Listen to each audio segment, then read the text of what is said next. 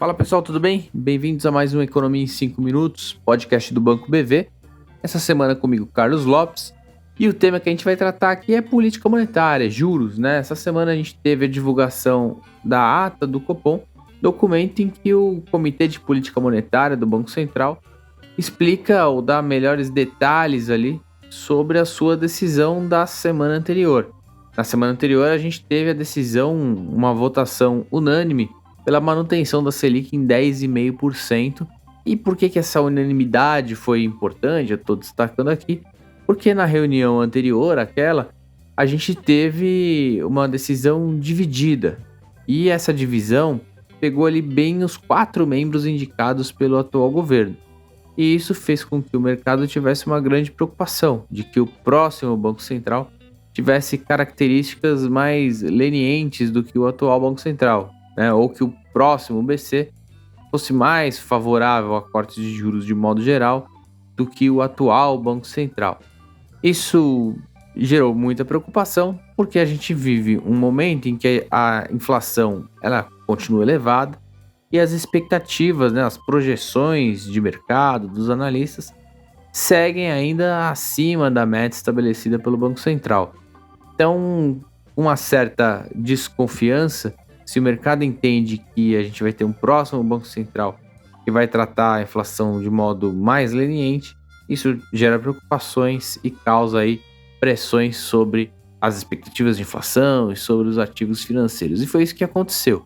Como forma de corrigir isso na decisão seguinte, o Banco Central, então o Copom, decidiu por uma decisão unânime de manter a Selic em 10,5%, e foi isso que a gente viu na semana passada, com um comunicado que também tentava passar a certa cautela da decisão, né? Citava ali as motivações internacionais, um cenário internacional ainda desafiador, ainda que exigindo cautela, um cenário local com seus riscos, né? Principalmente o risco fiscal ali e o que ele poderia trazer de pressão para a inflação, e citando também as expectativas ainda desancoradas. Tudo isso justificou a decisão do Banco Central da semana passada de então manter a Selic de forma unânime.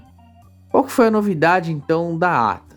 A gente não teve novidades relevantes relacionadas à comunicação do Banco Central ou essas principais mensagens, né? Acho que o objetivo da ata foi justamente o de reforçar esse tom que já era cauteloso no comunicado, e a ata veio então para reforçar esse tom. Nas principais mensagens, a gente não teve grandes mudanças. O Copom continua vendo com preocupação o cenário internacional ainda difícil, a questão fiscal aqui também complicada, as expectativas de inflação ainda desancoradas, tudo isso segue sendo os principais motivos pela decisão. Mas 2 novidades tiveram de importante na comunicação dessa semana. A primeira delas foi a revisão para cima do que o Banco Central considera a taxa de juro neutra, ou a taxa de juro em que, quando a economia atinge sua normalidade, ela mantém a inflação também ali estável no centro da meta.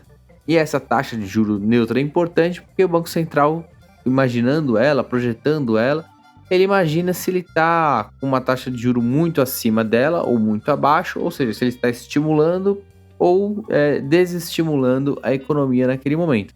Então, ele subir essa taxa de juro neutra significa que o Banco Central está vendo, eu preciso de uma taxa maior nesse momento para controlar a inflação do que eu precisaria antes, isso já numa situação de normalidade.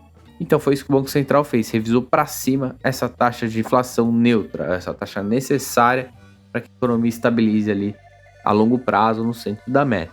Ele também revisou a sua estimativa de ociosidade da economia, ou do quão aquecida está de fato a economia. O Banco Central acreditava que havia ainda uma certa ociosidade, ou seja, a economia não estava operando a sua plena capacidade, e agora ele revisa a estimativa para uma economia que de fato está operando em plena capacidade, e se isso está acontecendo, acaba tendo implicações ou pressões altistas sobre a inflação. Então, embora a gente não tenha tido mudanças importantes nas principais mensagens, o Banco Central fez 2 atualizações, então, que ajudam ou reforçam essa cautela colocada no comunicado e reforçam essa ideia de que a gente deve ter juros parados ainda por um bom tempo até que a inflação dê sinais mais convincentes de que deve convergir em direção à meta ou que as expectativas também deem um sinal mais claro de que o mercado agora acredita que essa convergência vai acontecer. Tá certo? Obrigado por mais esse episódio. Até semana que vem. Um abraço.